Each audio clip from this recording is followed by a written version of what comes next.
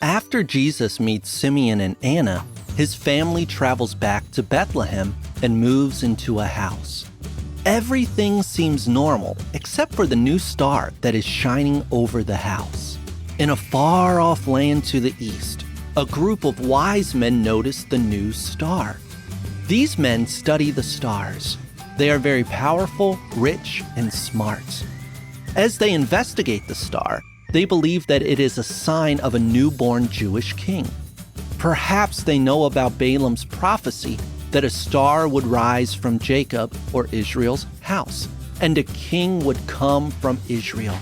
These men decide to travel to Israel and worship this new king.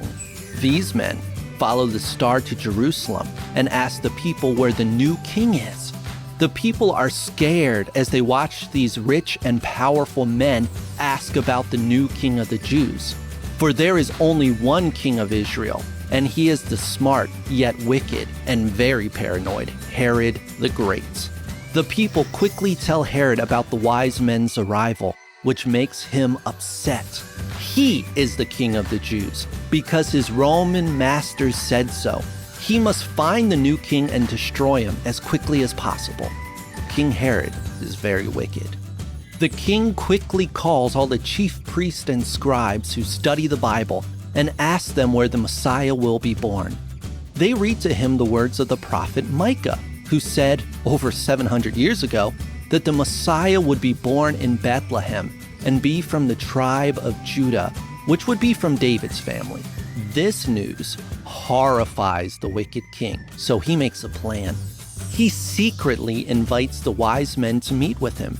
He tells them to find the new king because he wants to worship him. But Herod's real plan is to find the new king and destroy him. After the meeting, the wise men leave the king. As they look up at the night sky, they see the star rising. So they follow it. Then, all of a sudden, it stops right over the house where Jesus is. They are so happy and filled with joy that they run to the house to see baby Jesus. They bring with them gifts for the king. They fall on their knees before Jesus and worship him. They open their treasure chest and give their gifts to him. The first gift is gold. This could be used to buy lots of things. The next gift is frankincense, which is a special gum from a tree which can be ground down and made into incense. It is very expensive. The third gift is myrrh, which is also a gum that can be crushed into a sweet-smelling perfume or oil. All three of these treasures could be sold for lots of money. These wise men gave the best gifts they could give to King Jesus. After worshiping Jesus, these men rest because they are tired after their long journey. However, they are warned in a dream not to go back and tell Herod where Jesus lives. So, they obey God's special message and return to the east by taking a different road. So, what can we learn?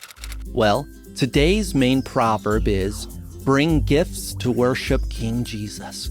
You see, these wise men taught us that worshiping Jesus always cost something.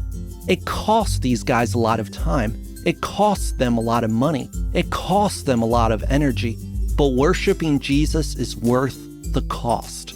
Nothing would stop them from finding baby Jesus and telling him how much he was worth to them. So, let me ask you this. How far are you willing to travel to worship King Jesus? How much time and treasure are you willing to give up for his sake?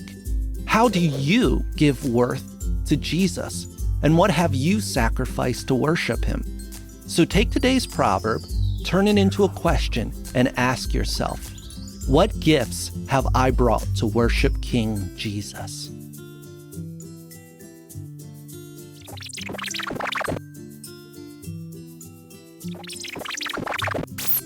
As always, my videos, PowerPoints, curriculum, coloring pages, and worksheets are free. There should never be a price tag on teaching children the Word of God. Follow the link in the description below to download them. Use them to serve our God by training our children in the ways of the Lord.